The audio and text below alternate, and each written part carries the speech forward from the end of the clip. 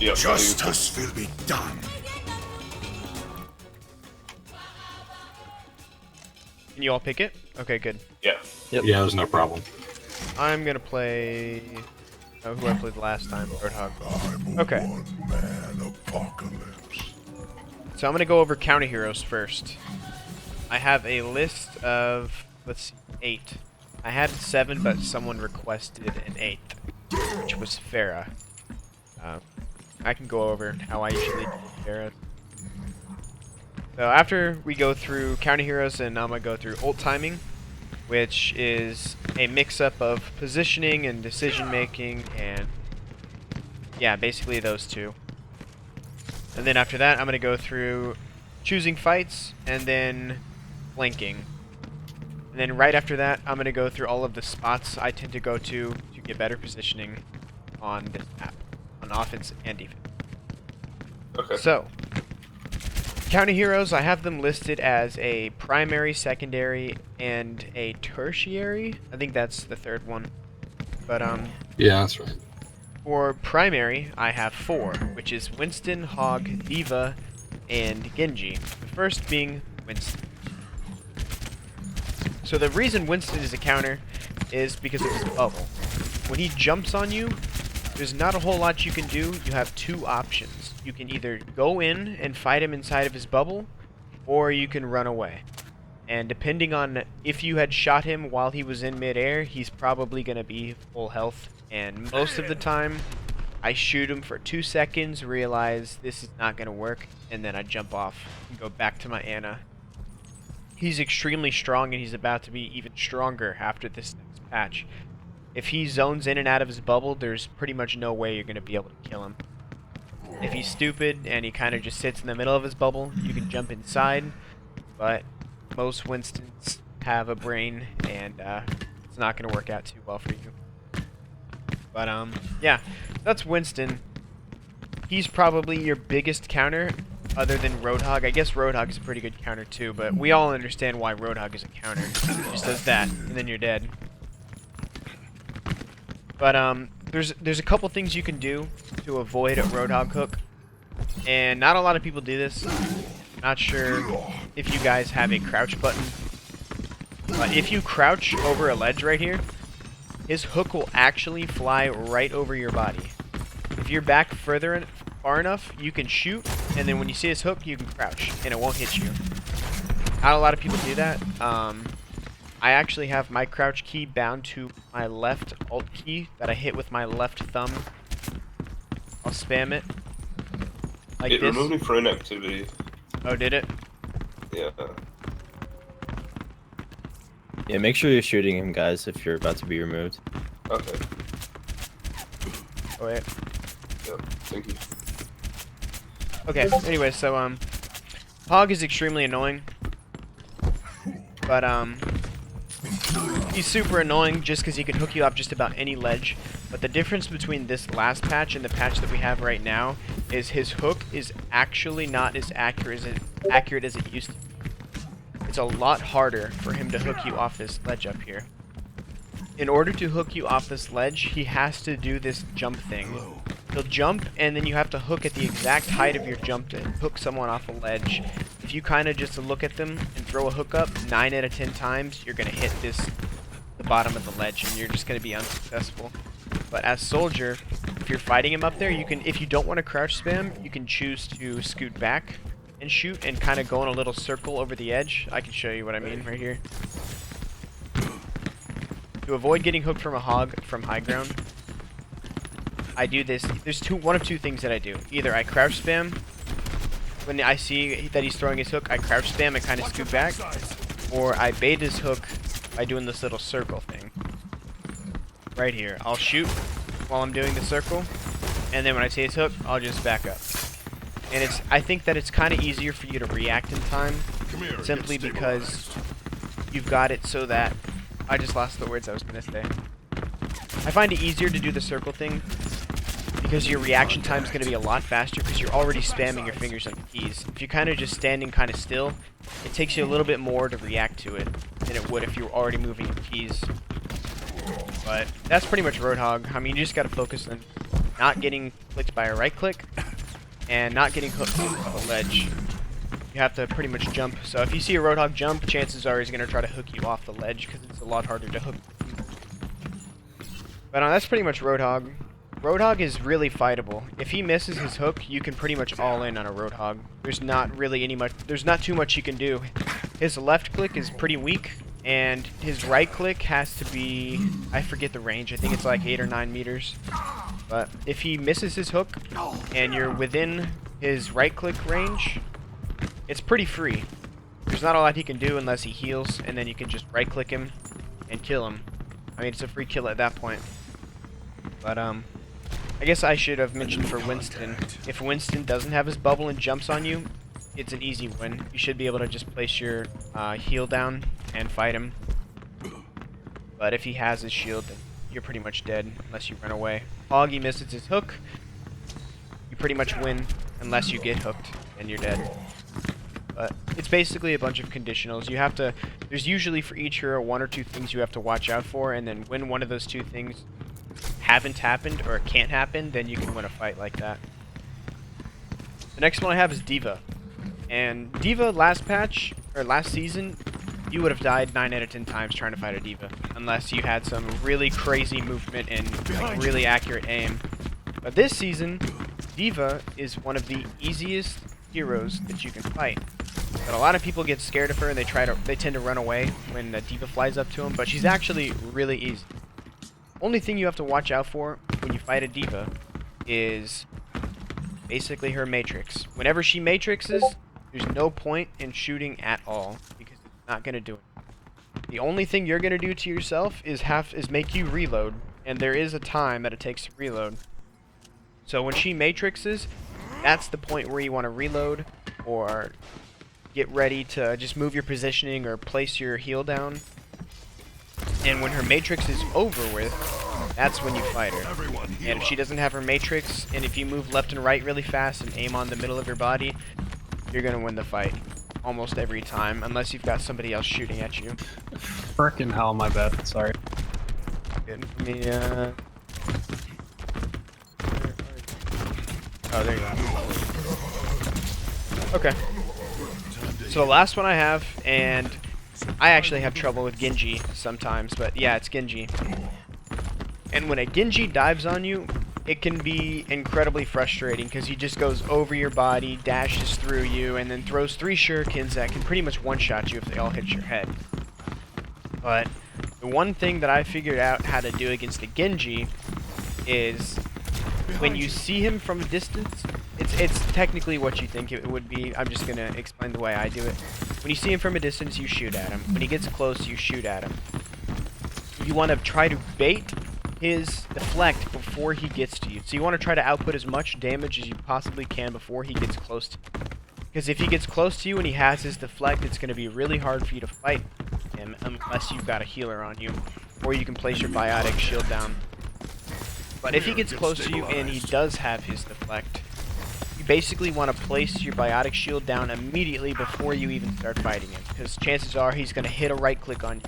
And 2 of the 3 shurikens are going to hit you and take you almost halfway. So if you can bait his deflect down, or he uses his deflect and you've got your shield down, you want to immediately right click. So one of the easiest things you can do when trying to fight a Genji is you don't want to try to direct hit him with your right click. You want to try and right click the thing closest. It'll still do damage, because if you miss the direct hit and you just hit something else random far away, you've wasted so much potential damage that you could have had. But if you hit something extremely close to him, like for example if he's right here and you hit this wall, you're going to do a lot of damage to the right click, and you can probably finish him off with the left click. Everyone heal up. But Genji's, in my opinion, is one of the hardest fights. Because there's a lot of damage he can do in a short amount of time, and he can dash and weave and bob, and it's just a lot of annoyingness. So those are the 4 primary counters that I see that Soldier has. There's 3 others that are pretty uncommon except for 1, and these are the secondary ones.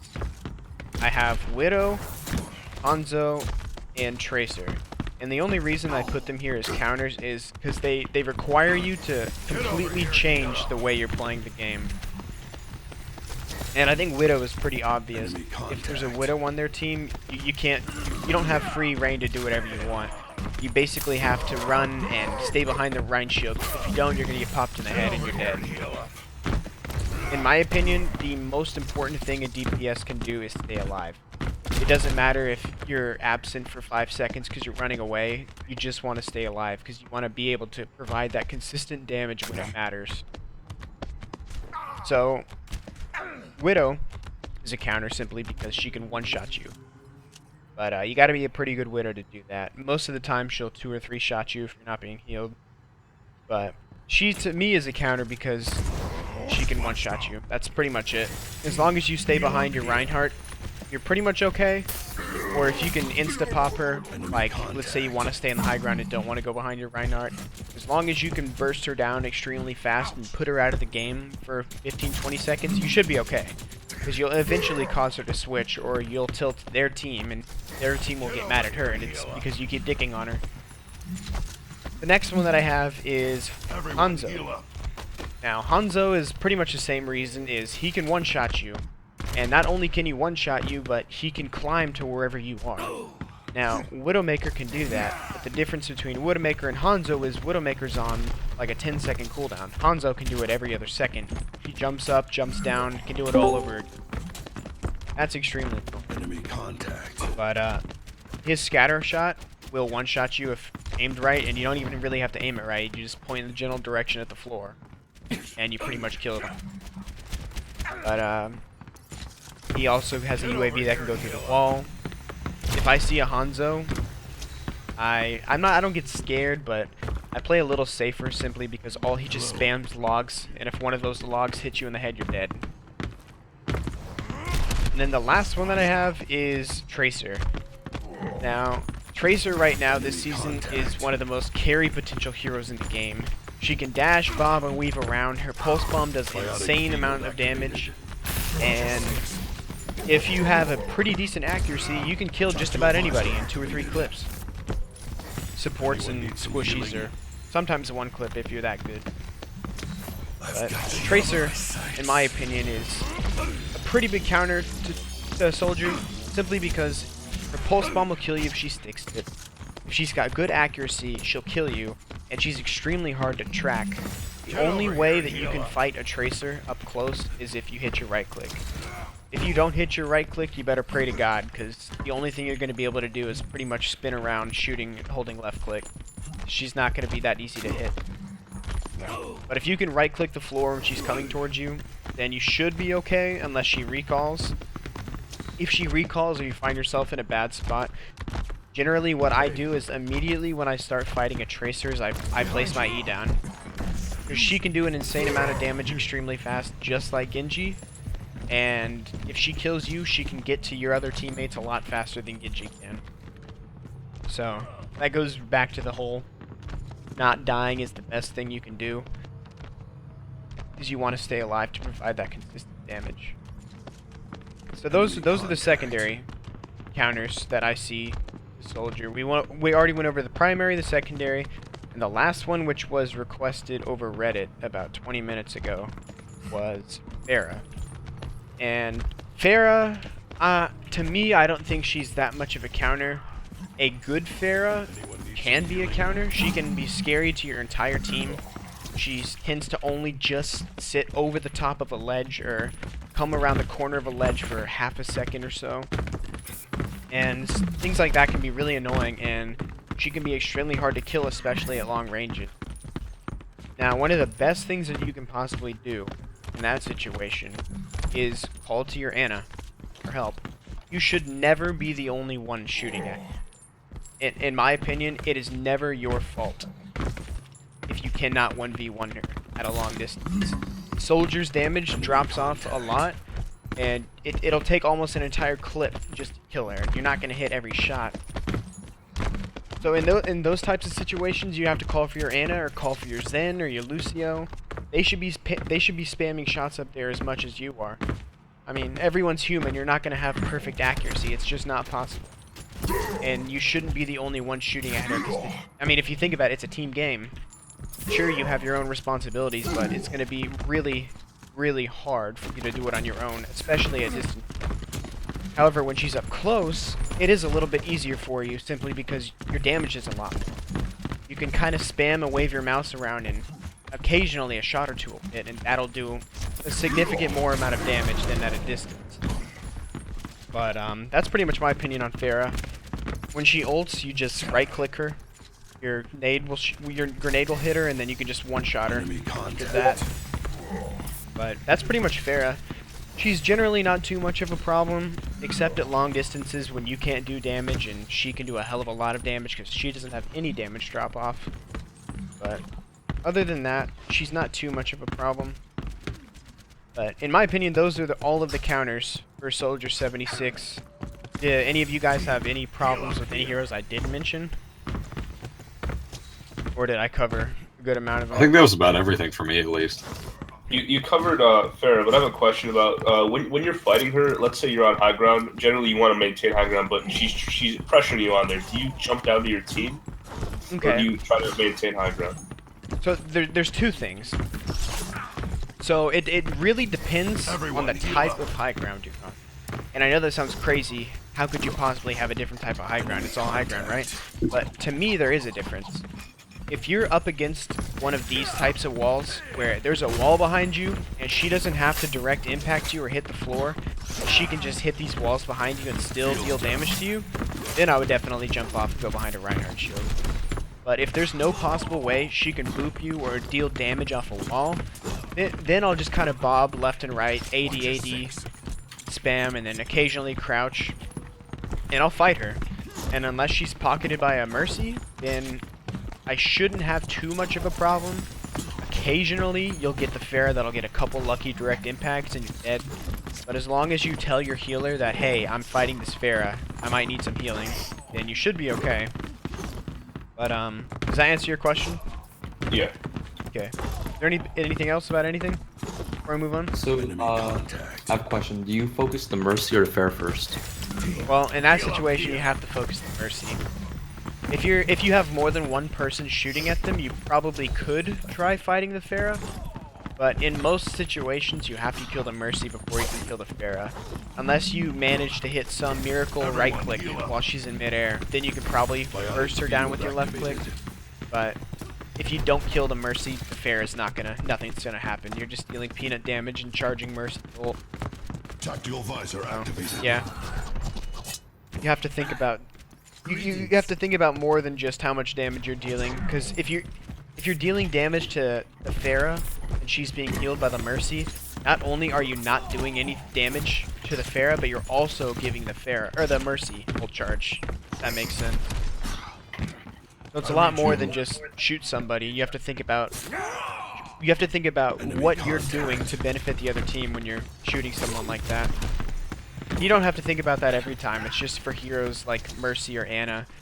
Like, this is completely off topic, but when you're shooting a Roadhog that's far away, you have to think about, I'm not going to be able to kill this guy, so why am I shooting him? He's just going to get healed by Ana, and Ana's going to get 30% ult charge off of it.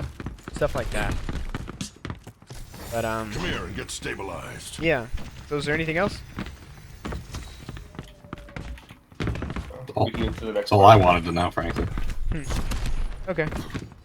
So now I'm gonna go over ult timing. And That's a really hard one for me, at least. ult timing? Yeah. Yeah. It actually, I've had trouble with it too. I don't think I got really good at it up until this last season or so.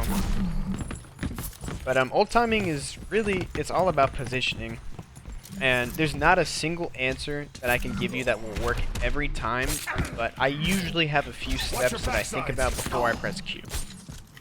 And I have 4 steps, and I might have a few more if I can think about it right now, but as of right now, these are all I can think of. So the first one is, what is my HP at, and where are my supports? If you're low HP, and you don't have a support nearby, unless you absolutely have to, I generally wouldn't press Q. But that's step 1. Step 2 is, what is my positioning, and is there anybody nearby that can one-shot me? Contact. So, that could be a Roadhog right here. That could be a Diva coming up to completely cock block your ult. That could be a Winston jumping up and blocking everything with his bubble. What else could that be? That could be a Pharah that's going to come around the corner and she's going to solo ult you. If you ult. Stuff like that. You just have to think about your positioning, your teammates' positioning, their teammates' positioning, and if anything can one-shot you. But the most important part is, can anything one-shot me? If the answer is no, Anyone needs some probably still Q and get something. If the answer is yes, I wouldn't do it, because then you're going to lose your ult and have to wait another 45 seconds, 2 minutes to get another one, depending on how much damage you do. enemy That's number 2. contact. Number 3, I have, do they have a Diva or a Reinhardt shield up? And that goes back to the whole Diva flying up to you, Roadhog hooking you down, Winston bubbling where you're Fields ulting. down. If they have a Diva that can completely eat your ult or a Reinhardt shield that's not anywhere close to being destroyed, there's no point in ulting, because they're just going to run behind it and you just completely wasted your ult and nothing's going to happen. Then I have step 4. Does my Ana have nano? So if she doesn't, it doesn't really matter too much, but if she does, it can basically help you do more damage. The only time I would be really concerned about the nano is if the game is about to end, or you're about to go into a fight where you know they have a bunch of ults, or if their soldier has a nano visor up. In that situation, unless you can match their soldier's nano visor, you're not going to win that fight. Those are pretty much the 4 steps, and these 4 things will greatly help you. Aside from this, positioning is everything, and the high ground is the key to winning. There are occasions when I'll ult from the ground level, but most of the time when you ult from ground level, if they have a Reinhardt shield up or if they have a Diva, you're not going to get Player gets anything done. stabilized. If you're high ground, for example, over here, or right where you guys are standing up there, you can peek over the Reinhardt shield, and you can get a lot more damage dealt. And it's a lot more simpler. You don't have to run into their team and Anyone needs some healing? tell your teammates to burst down the shield with you. You can pretty much just shoot over the Reinhardt shield and deal a bunch of damage. And referring back to the actual ult, I gave you guys the steps of when to Come here, get ult. stabilized. The best time to ult is when you can maximize the number of conditionals. So we spoke about these earlier, the 4 or 5 steps, the 4 steps that I talked about. The most important one is positioning, and if anyone can one-shot you. And if you can maximize, what I mean by maximize is, if you, for example, if step 1 was, what is my HP and where are my supports? If you have a support nearby and your HP is high, you've already basically cleared that conditional. Like, you're good. The key is that you want to maximize the number of things that can go right for you. And if you can maximize those, then potentially you're probably going to win the fight. Logically, at least. But sometimes Biotic shit field happens. activated. And you just lose, like a mercy res or something like that. Some things like that you just can't really predict. But generally those 4 things will help you win fights, and hopefully that'll help you climb. But Team, heal up here. pretty much that's the way I choose to ult. When or when not I choose to ult. And then the next step I have, well actually, first of all, do you guys have any questions about that? Any of the concept behind it? Or why not I would do really. something? Pretty It all clear to me. makes sense? You find that helpful? Yeah, I do. I think it's useful to think of things like that. But I also think it's really important to think of whether or not your team is can get any usefulness out of that ult. Yeah. Oh, actually, you actually made me remember something. Hello. Depending on the map, and depending where the payload is on the map you're on, Hey, have you guys ever heard of something called dry pushing? Yeah. Yeah, So, yeah. those of you that have it, dry pushing is basically going into a fight and not wasting any ults at all, trying to bait their ults out. If you can bait their ults out, your next fight will be so much more easier because they don't have any ults to back yours up. Aside from that, if you're pushing an objective, there are some fights where you don't need to use any ults at all. A lot of people don't understand that you don't have to use ults all the time. Some people, when they see their ult up, they see a what's it called? A potentially good ult, and they hit Q. And you see that you don't actually need to use that. You could have won the fight without it. Some people just want to use their ults. They think that, hey, I need to use my ult right here, so I'm gonna hit Q. Some fights, it's actually bad to do that because you could have waited. Like if you're pushing the objective and they're not trying to fight you and you hit Q, it's completely wasted. But if you're going in and you're at a spot where they're actually contesting you, then that's a good fight and that's a good time to use your ult. But when you're just pushing an objective or you've just cleared an objective and you're pushing towards the next one, you shouldn't really ult. Because sure, you're going to kill them, but what happens? 7 seconds, they're going to be right back, you know? And another important thing like that is, let's say you get a point on the payload. You know how the payload sits idle for 5 to 10 seconds? There's no point in running forward and ulting because your payload isn't even moving. You're not gaining any distance for all those kills you just got. Sure, you got kills and your scoreboard's going to look better, but in the long run, really didn't do anything at all. You just pushed them back 7 seconds, and those 7 seconds are negated by your payload sitting idle. So, those are some things I like to think about when I'm using my ult or I'm pushing an objective with my ult. But the next one I have is choosing fights. And choosing fights is just like the last thing we talked about, completely situational. So generally, if you're defending an objective, you should remain pretty idle and let your team, at least for Soldier 76, this isn't the way that every hero should be played. Let me invite him back. This isn't the way every hero should be played. On this map, I tend to sit right about here, and I just deal consistent damage. I'm not running into their team, I'm just sitting here, dealing as much possible damage as I can. Occasionally, if I want to deal a little bit more damage, I'll come to the side, especially in the beginning of the game. I'll deal damage down this aisle, I'll shoot my right click down at the road and see if I can pick off the Ana in 2 or 3 shots. But for the most part, I'll just sit right behind this pole right here and deal the maximum amount of damage that I can. That'll help my team, help me build ult charge, and it'll push their team back. The only time you should go all in is if, for example, your Rein charges in, or if one of your supports are being hooked, or if, like, for example, a Genji jumps on one of your supports. And by all in that situation, I don't mean go in with your ult, I just mean move out of your position into a spot that is potentially more dangerous for you. So, of course, all in is different in different scenarios. I'm trying to think, that might have been a bit confusing. Let me think. Okay, so scratch the whole Genji part that I just said. If a Genji jumps my support, I would not go all in. I would fight the Genji, I'd place my heal down, but I would not ult.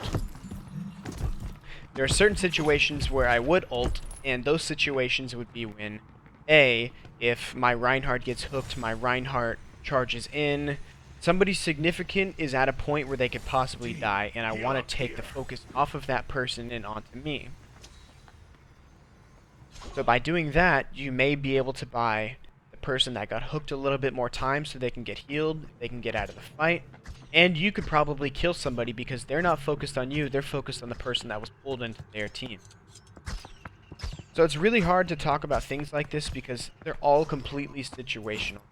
There's not one thing that'll work every single time, and I guess that's the problem with Overwatch and why some people are higher ranks than others.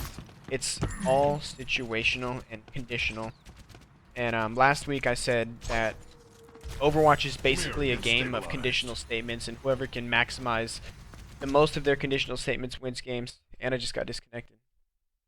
Shit. How the map Oh. ended. Okay.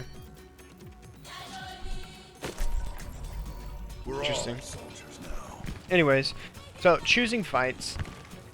Back to choosing fights, the main part of choosing fights. Soldier 76 should never be the one to start a fight. And I would say there are only 2 or 3 times where that is not true. And the only time you should go all in and start a fight is if you were desperate and all hope is lost. So if you've got 30 seconds left on a point and you know you're not going to be able to get it unless you go and you pull some sneaky ult shit, then that's when you go all in. That's when you go flanking, that's when you hit Q before you even come around the corner and you just jump in guns blazing.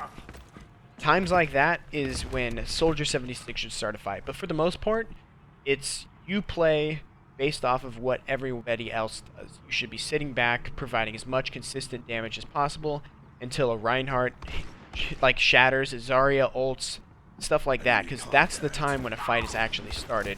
Before that, it's just skirmishing. But other than that, that's pretty much on defense. You just want to sit idle, in summary at least. Defense, you want to sit idle, and you want to fight consistently, sitting in a spot. You don't want to move too much, and deal as much damage as possible. That's your job, at least, as DPS, damage per second. Offense is kind of the opposite.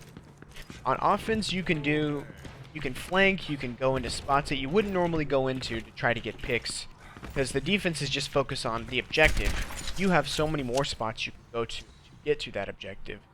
Like, for example, on this map, there's really only 2 or 3 spots that a team stands. Right over there where Cheesy GMR is, right here where I am, or right on the payload. And those are the spots that defense sits on. Offense, you can come to the top, you can go under, you can go around, you can fly up here and run across here. You can have 2 sets of groups flanking, one from the middle, one from the left. And there's so much more an offense side can do. And to be honest, when you want to start a fight as Soldier on offense, it's based on what you see. So if you're coming around a corner and you see a Soldier 76 and an Ana, and there's nobody else by them, of course I would ult, because I just put their Ana and their Soldier out of the fight, so we're probably going to win that one. But if you go in and you see a Reinhardt who has got a shield up, then you probably wouldn't want to. Really, the only time you ever want to run in and hit Q is if you don't see a Reinhardt, you don't see a D.Va, you don't see somebody that can completely kill you or block your ult, and you think you could get something done with it. An example that I had today of that, I would think, is me running into Temple of Anubis on first point when we were on offense. I was playing Tracer, and I had my ult, and I managed to dash past their entire team, kill the Soldier, and then stick the Ana, and recall out of the fight. So an example like that is, that's not only flanking, but that's starting the fight myself. Now, of course, not everybody can do that. It takes a lot of thinking, really good accuracy, and just coordination with your team so that they get the Reinhardt and everybody else off of you, so you can go back and do it. But there's not a whole lot that I could say about choosing a fight. It's really conditional, and you have to go based on what you see. Only important things that I can think about choosing fights are, on defense, play conditionally, play based off of everybody else. On offense, you generally want to do the same thing, but you do have the option to go around and flank and pull off plays by yourself. You just have to realize that they're not always going to be successful, and really the only time I do that is if all hope is lost. But you can still do it if you think you can. With that being said, flanking. And I spoke a lot about it earlier in the past 2-3 minutes or so. But flanking should only be done if you notice somebody is completely out of position, or you have a coordinated ult with an Ana. So, for example, if you have a nano boost, you can just run around and flank and hit Q. And you're going to catch him completely by surprise.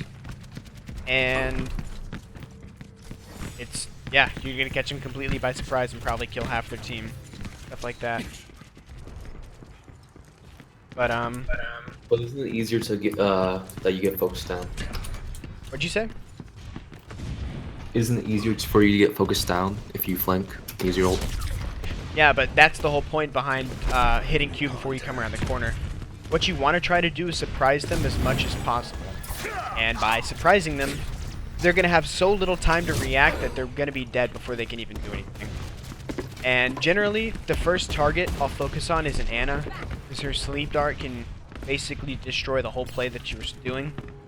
And then after that, I generally go for a soldier, and then a roadhog, and then their other support. But most of the time, you can't control your ult unless the targets are unless they're a good distance apart. So most of the time, you'll just hit Q and then wave your mouse around and kill people. But if you can, you want to try to kill the Ana first, and then go for the other significant targets in your area.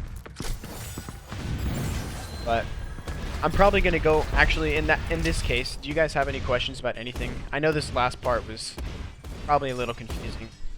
I think that choosing fights is an extremely difficult thing to talk about, but I could probably better explain it if you have a question. When you're attacking a soldier, let's say you're an icon bulb, what's your strategy there? Are you trying to build up ult and initiate? Because soldier, I feel like when there's a Rein there, you can't really do much to help your team. Yeah. So on icon walled offense, what I tend to do is I will sit behind my Rein in AD strafe until their Reinhardt shield is broken. I will just spam into it, holding left click. And most of the time you're holding left click for probably 20 to 30 seconds before anything actually happens. But one thing that you have to make clear with your team is once that shield is destroyed, we have to go in now. If we don't go in at that exact moment, it's just going to happen all over again. And you're just going to be sitting there for another 30 seconds breaking the shield. So in situations like Eichenwald, and in my opinion, Eichenwald is a terrible map, at least first point. The only thing you can do as Soldier 76 is spam their shield. Sometimes what you can do is you can go through that little right cubby hole and see if you can right click and burst somebody down really quick, or you can run to the left and go up the stairs and get on that bridgeway and see what you can do. But those are really like, what's the word? Dangerous. It's not gonna work every time. Am I better off learning flankers like Tracer for choke points like that?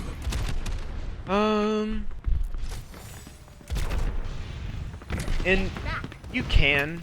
So if I don't play Soldier, I'll play Tracer, and I'll blink through the entire choke point and go stand in the back of the point. Because what that'll do is that'll get their team off. But it is possible to play Soldier. You just have to have a Reinhardt or a Zarya that is extremely aggressive on you.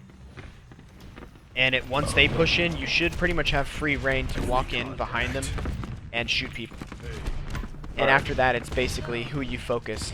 You wanna, it's based on, in that situation on Eichenwald, if you can get through that point, there's nothing that you can do as a solo player that can completely win the fight. Unless you walk in and kill 4 people, which is extremely unlikely, you have to have really good coordination with your team. I mean, you gotta know which way you're going, who to focus. You're gonna have like a Zarya bubble somebody so the Rein can charge in. It's just stuff like that. As Soldier, at least on Eichenwald, there's not too much you can do as a solo player on that specific point. It's different on the other ones, but that's how I would get through that choke point. That's a good answer. Are there any other questions? Before I move on, after this, I'm gonna go through the entire map and show. There's 3 routes on each side, so I'm gonna go through flanking routes and the way that I would generally play this map out. So you can ask any questions about either what I've been talking about or just Overwatch in general, and I'll answer. Alright, I got a question. Okay. So is there any time that that like you should switch off soldier? Like, when's the reason? When would I switch off a soldier? Let's see. So I would switch off of soldier if I think the most obvious answer to that is if you don't have a Reinhardt or somebody's trolling on your team and you need a support. I think that's the most obvious answer, but when you actually get into the game, if you're like, the only time I would switch off of soldier is if you were getting absolutely destroyed. Something's not working. You don't have an Ana, that would probably be a decent reason to switch off a soldier. Because you can't get a nano boost and your ult. Actually, it's a tough one. I think the only reason I would switch off a soldier is if they had 3 tank. And that would be a Diva, a Reinhardt, and either a Roadhog, a Zarya, or a Winston. Because in that situation, there's not enough damage. You won't be able to deal enough damage to kill them. Especially a Diva. She's gonna eat your ult. And then those other 2 people, they've all got shields. They'll completely destroy shit. So in that situation, I'd switch off soldier. What would you switch off to for the counter 3 tanks? Reaper. Reaper's really underrated right now. He can destroy, like, he kills tanks fast. I'm not sure why he's not played a lot. People are too focused on what the pros play, but in uncoordinated competitive games like this, Reaper can do a lot of damage and a lot of damage fast. And I think he's extremely underrated and a really good DPS right now. That's my opinion. I feel like he does take a different kind of aim from instead of soldiers, though. He does, yeah. To hit shots. So my aim isn't the best with Reaper simply because I don't play him enough. But if you can get near a tank like a Winston or a Roadhog, you can kill him in like 3 or 4 shots. It's stupid damage. I have a question. Okay. What's the correct way to fire as soldier? Correct way to fire. They say burst, but I'm not sure the correct pattern that I'm supposed to use. Yeah, like how many bullets? Okay. So I actually did cover that last week, but I'll re-explain how soldier is shot. The soldier, depending on the distance that you're at, if you are at a close range, you can just spam. You can hold left click completely. If you are at a medium range, you want to shoot in bursts of 5. The first 5 shots at a medium distance are perfectly straight. So you want to shoot in bursts of 5. At a long distance, soldier is perfectly straight the first 4 bullets. The 5th bullet is almost straight, but it's a little bit off. So How do you get your timing down? my timing? Yeah, just for each burst. 'Cause I feel like it's kind of like you focus on that and you're focusing on the battle. It's just from practice. So to narrow down the timing for soldier's burst, I think it's just you have to do it a lot. Okay. I mean, sometimes I won't always shoot bursts of 4 or 5. I'll just shoot in bursts. Like, let me see how many this is. Yeah, some are 3, some are 4. I'll just hold my mouse down for like half a second at a time. Or if they're really close, I'll hold my mouse just down the entire time. After you play soldier enough, you start to realize the pattern that you normally play on. And you can see the burst pattern that you're using, and you see which bullets are straight, and you get used to it. And so you know how long to hold each one. To me, it's just the noises it makes. Like, I hear 3 or 4 bullets, and then I stop every time. Is there a certain amount of time you have to like hold the left click off? Does the bloom go away as soon as you stop clicking? I don't have bloom on. I turn that off. Oh, okay. I find it distracting, and it doesn't help me see, like, cause when the bloom goes on, it increases my bullet, a little dot, from like half an inch to like 1.5 inches. To me, it completely distracts me, and I can't really see very well with it. So I just turn it off, and then I just pretend there's no bloom and shoot in bursts. Come here and get But you know, earlier today I was actually thinking about turning the bloom back on. One of the pro players that I played with this weekend uses Bloom. And to me it looks good. Well, at least it does on him. It makes me think I can aim better, but probably not. But I'm trying to think of a better answer to where to aim and how to know the burst pattern. I don't know. I guess it comes back to, I used to play paintball. I used to play paintball at a semi-professional level when I was in my about 16 or 17. I used to play, and I had a gun that would shoot 12 paintballs per second. And after a while, I just got so used to the pattern my gun shot in, it was just almost second nature when I came to this game and played. But I guess the only thing I can recommend is listen to how the gun sounds. And after a little bit, you can start to realize, like, hey, 3 bullets sounds like this. 4 bullets sounds like this. I don't know. That's the only way I know to explain it. Yeah, that was a good answer. Is there anything else? Watch your 6. Justice reigns from Last above. chance. Any questions?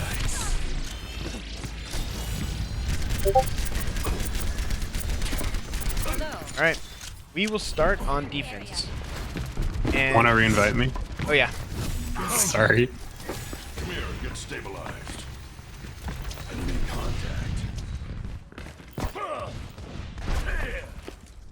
And I think that this map is extremely easy. Defense-wise. It just depends on what your team does. There's no reason that you should die unless one of these rare occasions happens, and I'll get to those. So on defense, the first thing that I always do is I come up here, and I'll start on this side over here, on the opposite side from where I am now, and I will break every single one of the iron bars, and then I'll do the exact same over here. It's extremely annoying because it'll take 3 or 4 shots, and those are 3 or 4 shots you could have hit where they break. So it's not really something huge, it's just an annoyance that I find. And I'll sit right here for the first 15, 20, 30 seconds, and depending on what their team comp is, I may stand up here longer. But I'll count to about 7.5. Or you can just wait to see the person come. And then I'll spray. It builds ult charge. I think if you do it right, you can get 15 to 20%. And if they're running right down the middle or they're running underneath, you get a lot more ult charge off of it. But I'll stand here, and if I'm getting contested by an Ana will throw a grenade, or a soldier will shoot his bio grenade, or just in general, they're running towards me and fighting me. They have a diva or a Genji. I'll run back over here, Enemy contact. and I'll sit right here. And this is a great spot to sit at, because if you're getting fucked, you can come right behind here, place your biotic shield down, and you can continue fighting. And most of the time, if you want your Ana to sit right here too. She can help you out a lot. But you can have your Ana help you there, and then your job is to shoot whoever comes up through here. And this is a great spot because, number one, you can see if anybody comes from underneath, you can see if anybody's flanking from the right side, and you can see anyone who comes down the main doors, and you can see anyone who comes up the second story in the main doors. This is the most this has the most advantage out of any spot on here. But there are conditionals. So if you're getting destroyed, if they have a Pharah popping around that corner attacking you, or if there's a Genji coming up here, or a Eva and a Winston, your next best option is to come all the way over here and sit at the standard spot where most people sit. And while this spot is not the best, because you can't really see the main road, you can't really see if they're coming underneath, you deal a hell of a lot more damage to the people down this aisle. That's about the only upside I see. Another disadvantage to this is, if a fight starts, you are pretty much right in the middle of it. And there's a chance you could get charged off the map, or someone could flank from behind and a Genji could get you. Just anything. I mean, it's a clusterfuck once all of this fight starts happening right here. So if you're over there, if you can stay over there, that's where you want to be. If you can't, this is the next best spot. And if everything else is failing, or you find yourself booped off the top, your best spot is to stand right behind the payload, right here.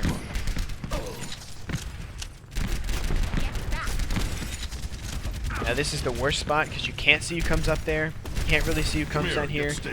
Can't really see who comes from the right. The only thing you can surely see is the front. And that's the third and final spot I would sit at. And if I have my ult and I know a fight is about to happen, the best spot that you can go to is the first spot we talked about. You can see everything, and you want to try everything you can to get up here. If you can't get up here because a Pharah is contesting you or a D.Va's jumping on you, then you can go to one of the other two spots, but this is the best spot you can get to, if you can get here. That's pretty much the first point. It's mainly based around high ground on one of two spots, this one being the most important. If you can't get here, these other two spots are good, they're just not as good. But defense is pretty much a breeze. It really comes down to someone on your team dying. Most of the time, it's not you that dies, it's your team that dies, and then you get jumped on. But occasionally, you'll have, especially in this spot, you'll have a Winston or a D.Va or a Genji or a Pharah shoot at you right here. And if that's the case, then you just move spots behind your team so that doesn't happen. Everyone heal up. That's the first point. It's fairly easy. And then, if you guys don't have any questions, we'll move on to the second one. If you guys have any questions about situations or anything? Or am I good to go? I read think you. you're good to go. Anyone need some healing? Beacon in place. See you later. Second point. Now, one thing that a lot of low tier players do is they try to fight along this corner right here. Now, sometimes you can do this, but generally it's not recommended. Because the team comes up and they'll fight you head on right here. But one problem is they have two other ways they can get behind you and then close in on you. So for the most part, this isn't really some place that you can fight. I mean, you can fight here for 20 or 30 seconds, but once they figure out that they can flank behind you and kill your team, they're going to push the payload pretty much to the end of this point uncontested. The number one spot that you want to try to hold is this corner right here. And there's a pretty good reason why. As Soldier, going back to the high ground, if you guys haven't noticed yet, high ground is the most important part. When they're pushing the payload past this bus right here, this is one of the best spots you can sit. Most of the time, I'll sit kind of right here on top of this, what is this, table? I'll sit on top of this table, and I'll spam onto the payload as it's coming around the corner. And if you want to go for a pick, let's say you have your... What is this ability called? I always forget. Your Helix Rocket. Helix You have Rocket? your Helix Rocket up. You can come out really quick, Helix Rocket, burst down a support, and you can run back to what you're doing. And it sounds hard, but if you practice on bots, or you practice in practice range or practice on bots, you can get it down pretty easily. And it's something that is game changing, especially in the last 30 seconds of the map. So if you can't stay here, where they push the payload past the bus, your next best spot is right here. And you can pretty much see every possible way they can go. They can come down here, they can come through those bottom stairways that led to the first point. They can come from around the bus, you can see if they try flanking around the right side. And if you look to the left, you can see if they're flanking around the left side. This spot right here, if you play it right, you can win games. And if anyone tries to come contest you, there's 3 spots they can try to contest you. They can come up this stairway right here, this stairway on the opposite side of this wall right here, or if they have some type of flying ability, they can come up at you. But if you've got a team underneath you, that shouldn't happen. Generally, you just have to worry about this spot right here, which is why, for the most part, you want to stand right about here. So you can crouch and get behind this and use the bottom, this core as cover. And you can hold here until your team dies. So Ahorita regreso. See you later. That's pretty much this point. Anyone need some healing? This map is, in my opinion, at least extremely easy. There's not too much you have to do. And if you want to ult, this is basically where you want to try. If you can get a perfect ult off, this is where you would get it off right here. And you would hold your ult up here as long as you can, use it, and then jump down to clean them off. But not every game is perfect. So I guess if you can't stay up there, your next best option is to fight right behind your Reinhardt shield, right about here. Anyone need some healing? So for example, if they've got a Widowmaker, a Hanzo, a Monkey that can jump on you, a Roadhog who's flanking up here while you're up there, then I would just jump down. I'd stay right behind my Rein shield. And as they push, I'd stay right behind my Rein shield. That's pretty much the second point. It's fairly easy, and it's pretty much the same on offense. But is there any questions about the second point?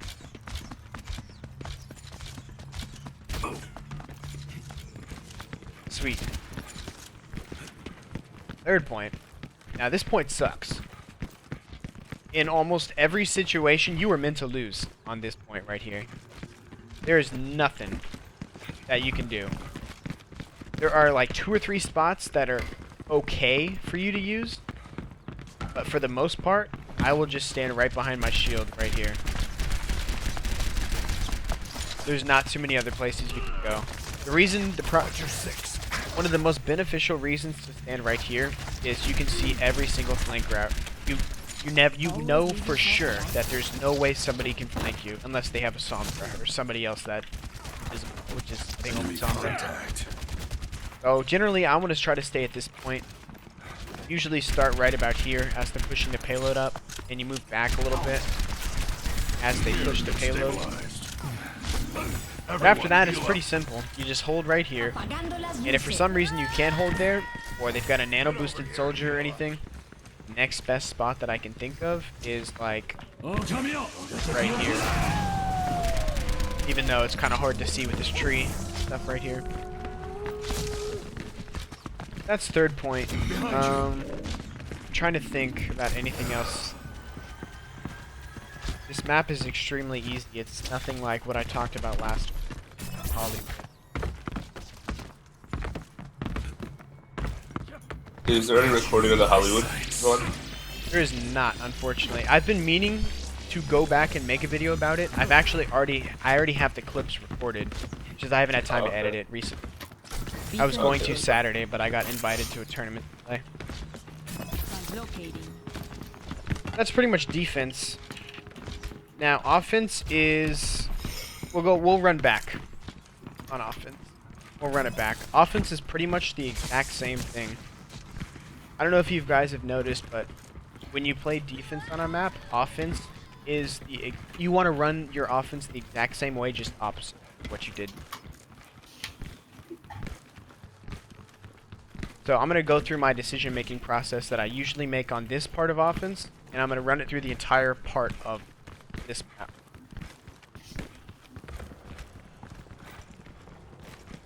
Stuck. So in high elo games, if people play a really random hero, sometimes you'll see a Torbjorn or a Symmetra. Sometimes Symmetra turrets are there. If they place a Torbjorn turret, it's usually like right here, right there, or right back there.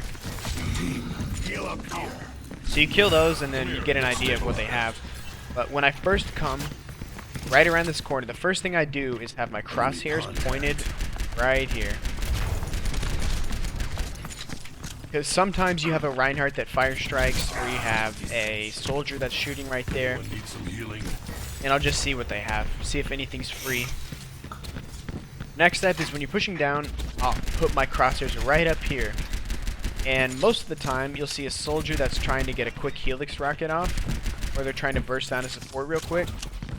So you can push him back right there, or kill him if you're lucky. And then most of the time, it really depends on what your team does. But most teams, they'll come right up through here. And depending on what happens, if your Reinhardt charges or your Zarya barrier somebody, You'll sit right here for a good 30 seconds or so until something happens. And usually it'll be a Roadhog hook where Reinhardt decides to charge, or they throw an anti-grenade and it hits like 5 people, then you go in. But if you can manage to get up here, this is generally where you want to stand. You can fight off the soldier on the other side, you can peek over and helix rocket someone down below. Uh-oh. It just ended. Yep. Ow. You guys hear that? I just elbowed blast. Traveling to We're all Okay, so just meet me back where I was.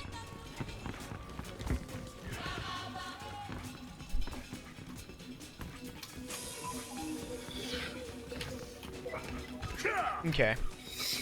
So if you manage to be able to get up here, if your Reinhardt charges, or you get a Roadhog hook, or you just find some reason that would make your team want to move up to this spot right here, you can fight right here, but in reality what you want to do is get down under the point as quick as possible. If your team is up here, you can stay up here. If your team drops, you can stay up here for a little bit. Actually, I take that back. If they don't have anything that can kill you, I would stay right up here. But if they have a Widow, for example, over there, or a soldier that can destroy you, I would follow your team down onto the point. But if their soldier is already dropped down, or their Widow is not up there, or they have basically nothing on that side that can kill you, I would stay up here on the high ground and shoot down onto them while your team fights them. That benefits you because they can't deal that much damage to you because you're way up here and it's harder to shoot higher. And you can deal a hell of a lot more damage because you won't have to worry about a Rein shield being in the way and someone hiding behind it. You can peek over it, kind of. That's the first point up here. What you can also do is you can run to the left or go underneath. And that also depends. There's not really a best route you can take. In this, on this map at least, it's completely based on what your team wants to do. It just matters about coordination. But there's some times that I'll go by myself, but that's only in very certain situations.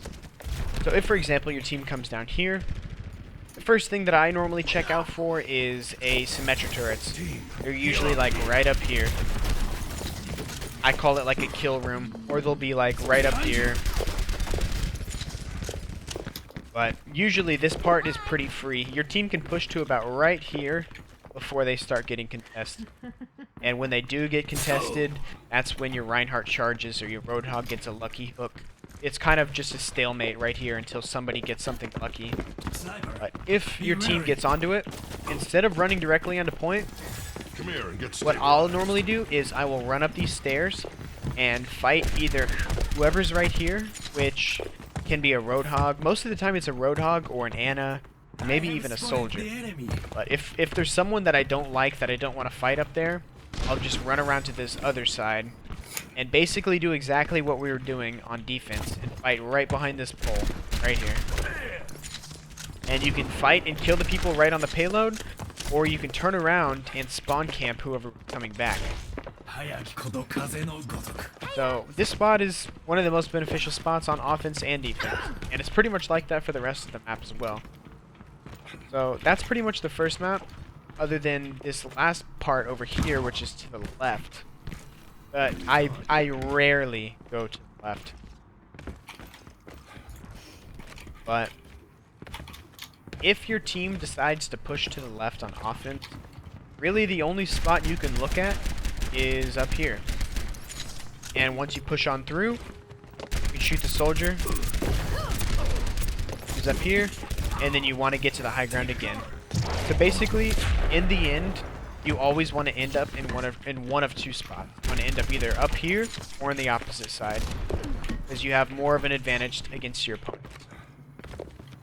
So it sounds extremely repetitive, but that's exactly what it is. Like, it's a lot more simple than you think. You basically, there's one or two spots on every map that you want to try to get to that'll benefit you more than most other spots. So that's this point, and that's pretty much every route you can go to, except for the main road. But the main road I usually only go on if we're pushing extremely fast or if there's like 10 seconds left. Because there's really nowhere you can go. Everyone's activated. It's basically fighting on the point in desperation. So if you're desperate, you can run down the middle, but just realize that there's pretty much absolutely nowhere you can go.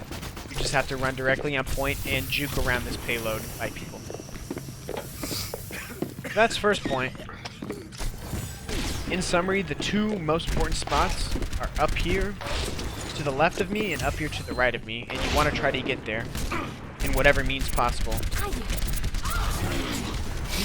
And that's how you basically win offense. If you can get there, you have a extreme advantage, and you're probably going to win the point if you can kill somebody. That's the first point. Now let's say you've got the payload and you're pushing right here on this line. The first two things that I look for is, right when we get the payload, I will push up to right about here, and I will see if there are any stragglers, and I'll try to pick off the stragglers. If there are, I'll fight them and see if I can kill them. If there aren't, I'll push to the left of the bus right here and fight whoever's coming out of the doorway. There's bound to be someone come out of this doorway or out of that doorway over there. So I'll usually do this for 10 to 15 seconds, and depending on if there's anybody right here, if you completely team wipe them, I normally push all the way past to about this point, and I'll fight them right here. And the only reason I do that is if you can keep their team far enough back, you're basically getting free distance from the payload. So I'll fight as long as I possibly can until I can't anymore, and then I'll come back to the payload and be ready to fight. So if there's no possible way that you can go and push up because they're already there, or you've come back because you've already pushed up as far as you can, your next spot that you want to get to is right back where we talked about earlier. Need some healing. Right up here. And this is pretty much the same. If you can manage to fight your way up here, generally there is an Ana or a soldier right here. If you can kill them, or if you can find a way to get up here because they're not here, you can basically circle this railway up here and kill their entire team. The only person that could possibly get you is either a Roadhog or somebody that has a flying ability or a climbing ability. And we've already talked about how to deal with it. So that's pretty much this point.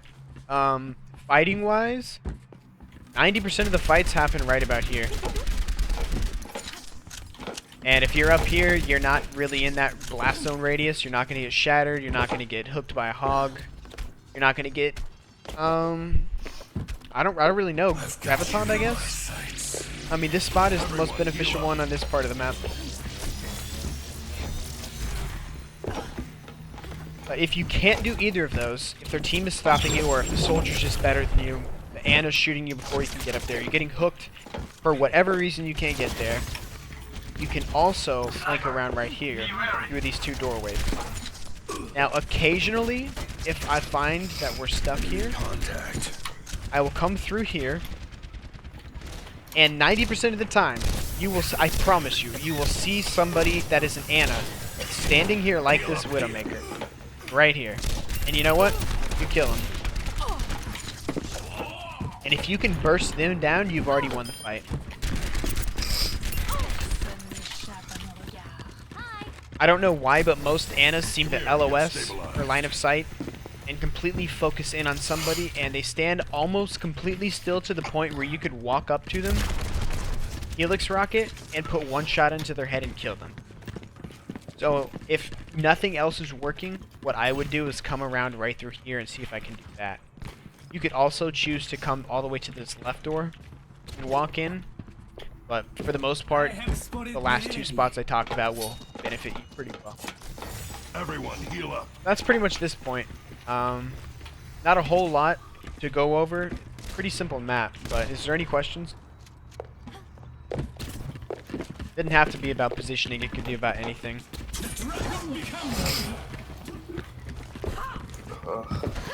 Alright, we'll go on to the third point. Third point is pretty simple to do.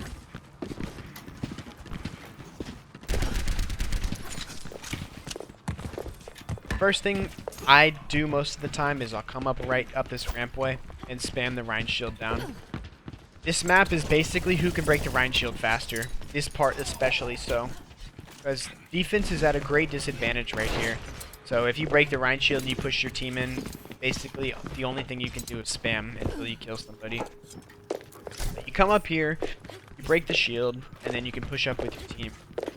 But what you also can do is you can find high ground, and you can push right around this corner, and you can spray from up here. And if their team is holding the top of this rampway up here, and you can't get it through the payload, you can push the high ground through the stairway back here, and you can run down these stairs and see if you can get lucky by helix rocketing their Ana or their soldier or any other support. See if you can get lucky by doing that. For offense, there's one extremely good flank route. Most teams are used to pushing right down the middle and fighting right along this roadway. Well, if your Ana has a nano boost, this goes back to what we talked about earlier about choosing a fight. If your Ana has a nano boost, this is the perfect spot to get nano boosted. Just boom. You get the nano boost, and you kill the Ana back here, you kill the other support and the soldier shooting back here, and chances are you probably just won the team your game, and they're gonna thank you. They're gonna say thanks for the carry, because you just killed their whole team right here. Most of the time, the Reinhardt is going to be up here. If they have a Roadhog, the Roadhog is going to be up here looking for a hook. And if you come right around this corner with your ult, their Ana's going to be free reign. Their soldier's probably going to be free reign until the Reinhardt realizes what just happened. And then by then, your team can close the gap on them. Come here and get stabilized. And then most of the time, this map usually ends in them running back every 3 seconds and you standing there trying to kill them so you can get into the payload. Not dead yet. But other than that flank route and pushing right down the middle of the road, that's pretty much it. This is a pretty simple map. So yeah, for that map, I think that's it. Yeah, it was some really good tips. I learned a lot. You guys think about anything I missed? Any questions? Anything in general? I think it was really good. I think for the most part you covered everything. I think to a large degree you explained what you needed to, but you even admitted that for the most part it's very basic. Yeah. And there are very simple places to go. And I guess it really does depend on what character you're playing too. 76 has a really passive role on this map. Yeah. But I thought what you said was really interesting, very helpful. Other than that, yeah. The only question I have is how do I get better at Widow? Better at Widow. I can't hit shots, man. Or at least not headshots. Aim, the only thing I can point you to is quick play and practice range. But Widow is the cheese hero. Like if you ever watch Kefri play, she's he's really cheesy. You ever notice how he always does that hook shot thing and tries to kill somebody? If you hit that shot, you've pretty much already won the next fight, dude. Especially if you can kill the Ana. I mean, when I was playing on my Smurf, I got placed in 2300, and I remember a game on Eichenwald. That little tower in the middle on defense, I spawn camped a Mercy 3 kills in a row. Just hook-shotting her from that one spot. It's impressive. But yeah, it's just stuff like spawn camping. If there's anything I've learned from this game, it's how much spawn camping can destroy an enemy team. I've been spawn camped by tracers, by widowmakers, by roadhogs. If you watch Hardblue play, if you want to learn a lot about flanking and how annoying and how much damage you can do to an enemy team, watch Hardblue. Because he will literally camp an entire enemy team and kill like 4 people before they kill him. And those people that he killed, he has single-handedly managed to stall the game out by like 5 minutes. Well, not 5 minutes, you know what I mean. Like a minute and a half, 2 minutes. Because nobody can get out of their spawn. It's amazing what you can do if you spawn somebody. So that's really a bad idea to spawn camp because it just, if you die, then you basically give them the entire fucking length of the map. Not the entire, but like a lot of the map. Well, Okay, what I meant was they single-handedly spawn camp. They don't do it as a team. But Oh, okay, I get what you're saying. yeah, so he'll hide behind a corner, wait for somebody to walk by, hook them, kill them, or Widow will sit at a really high area with their scope on with the spawn point. Right when they come out, boom, headshot, dead. Stuff like that can just can completely delay time. But there actually are instances when your team wants to spawn camp them. A great example is Nepal. And you know how there's that one part of Nepal that's indoors, where there's the objective is right in the direct middle of the map, and you can push people off to the side only on one side. You know what I'm talking about? Yeah, yeah. On the inside one? Yeah. Straight That right map on one. is a really good place to spawn camp. If you push forward, you know where the mega health... The map is practically identical. You know where that big health pack is on each side? Right when you go inside the building, there's that mega health pack right there. You know what I'm talking about? Towards their spawn and our spawn, there's a health pack, and on the side there's a mega health pack as well. Yeah. So there's a mega health pack in the middle. It's either on the left or right side depending on where you spawn. There's a mega health pack in the middle and to the left or to the right. And then right when you walk inside of the actual building, there's a mega health pack directly against the middle wall. Each time you walk in. Whatever.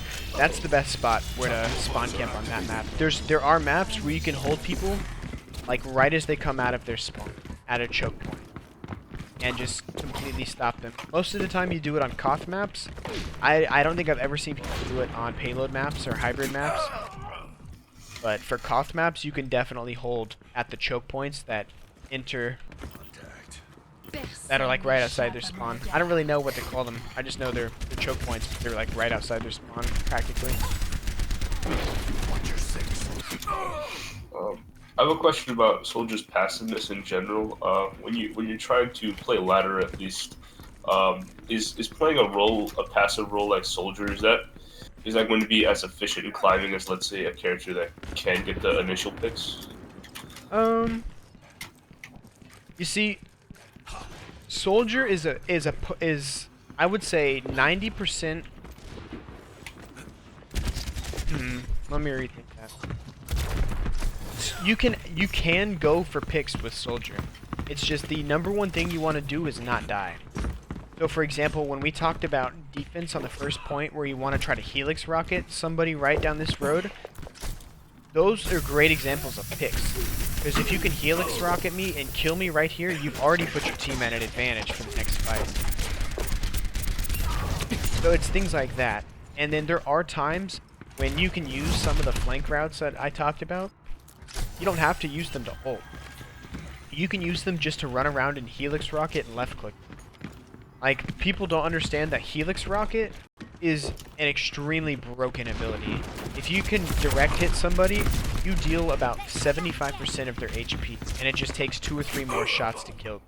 Knock me down. So things like that, what defines a good soldier from a bad soldier is being able to pull off things like that without dying. So if you can jump around a corner, helix rocket somebody and finish them off, you've already put your team at an advantage because they have to run all the way back to get there. Okay, that makes sense. So it's things like that. You don't have to play completely passive with soldier. In fact, there are people that play extremely aggressive with soldier.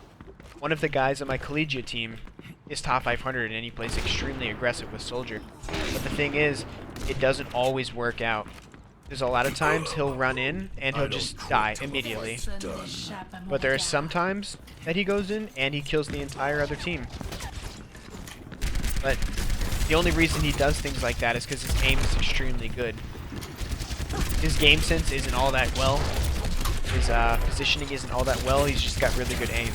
So some people are blessed with stuff like that. I'm not gonna lie to y'all, I don't have the best aim in the game. For me, it's positioning that got me to Grandmaster / 4266. It was never my aim. I mean, my aim is decent, but there's a lot of times I lose 1v1s to other soldiers, lose 1v1s to McCrees, stuff like that. I put myself in a position where I don't need to worry about that because I'm gonna win no matter what. So if I have the high ground and they don't, I have a better advantage of winning. I don't have to really worry about my aim in that scenario. Does that make sense? This is Yeah, like that the makes same sense. way. This is like the safe way of winning games. It's not about pulling off the PogChamp play of the games, going in and killing a whole team. It's about playing a safe and coordinated game, knowing that you're making every right decision. Oh, okay, that makes sense. So yeah, are there any other questions? I have 2 questions. Go for it. So, my first question is, let's say you're on defense, on payload, and let's say your entire team died, and like you had the ability to escape, like just go away. Should you jump on the payload to stall for like an extra 5 seconds, or should I run away? You know, that's a great question, actually. And I did not figure that out till the end of Season 2.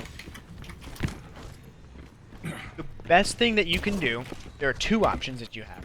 You can either run in and die, or you can see if you can get away. 90% of the time, all you want to do is run into the objective, hold it as long as you can, and just die. Like, there's times when you, like, let's say that you give the point up with less than 15% left, so it's 85, they have 85%, and they're just about to get it. What you want to do is run in and die, or hold it as long as you can. And the reason you want to do that, if you can get it to 99%, it's definitely worth it. If you're just gonna die, the only reason you want to just die is so that you can get back with your team and run back in, because it prevents staggering. Because human nature is you want to get into the action, you want to go do stuff. It's really hard for a person to sit back and wait for their entire team to get there.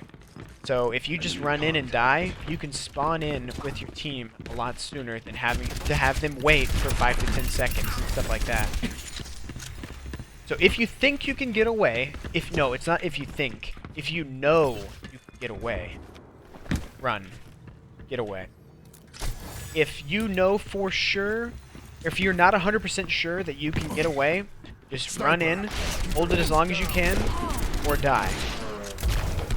It depends if you want to hold it as long as you can, or just run in and die based on like how the game is going. If you're about to lose, I would just die. Learned a few tricks.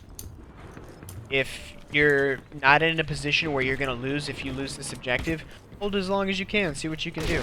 There are times when I play Tracer where I can blink in and out and hold the objective for 5 or 10 more points, and it's worth it.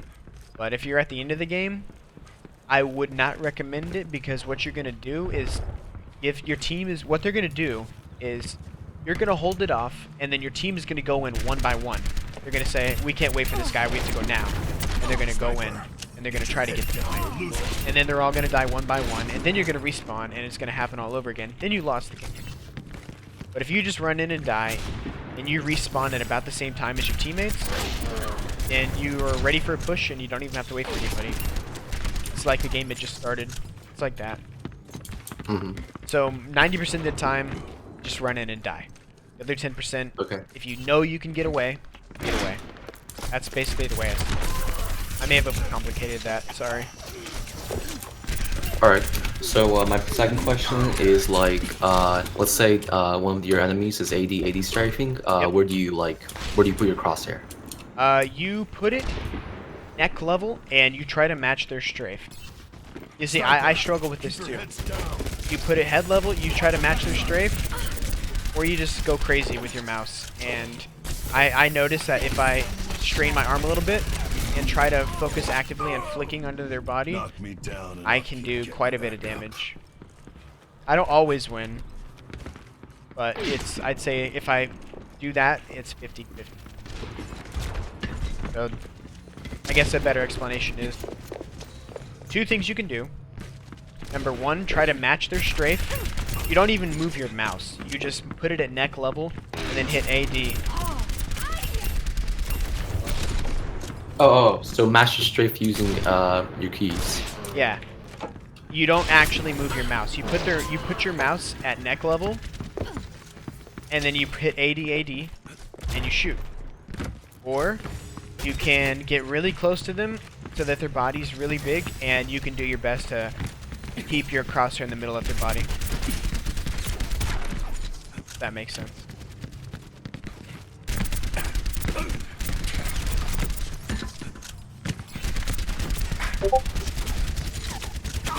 All right. Any other questions from anybody?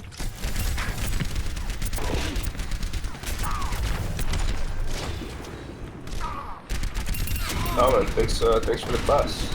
All right. I guess that's it. No problem, When's your dude. next one gonna be? I wanted to do another one tonight, but I don't have time. Let's see. I think I'm gonna do one tomorrow night. I have work until 6, so I think I'm gonna do another one tomorrow night at probably the same time.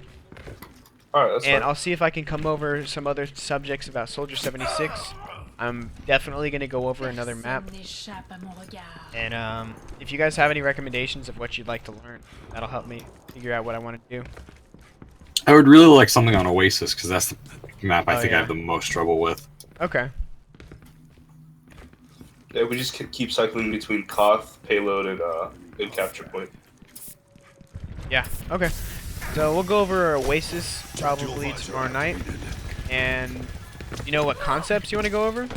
Is there anything I haven't gone over about Soldier that you want to learn?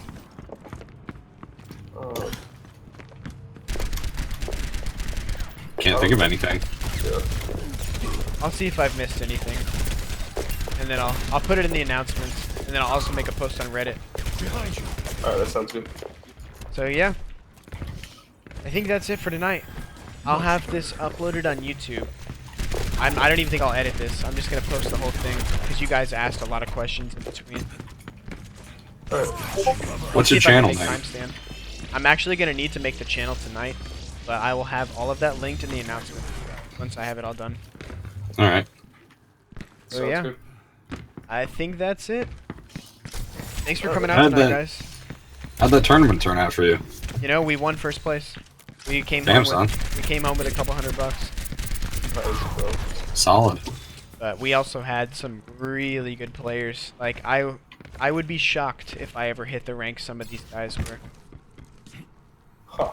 You ever? Well, I'm sure you never heard of him, but we had a guy named Jardio, who was a 4600 May main. What? Hit top 10 last season and the season before. Is he a pro? He's actually not. Huh. He's gotten multiple offers, but he's declined them. I still consider him a pro because he's been offered, but he does not actually play on a team.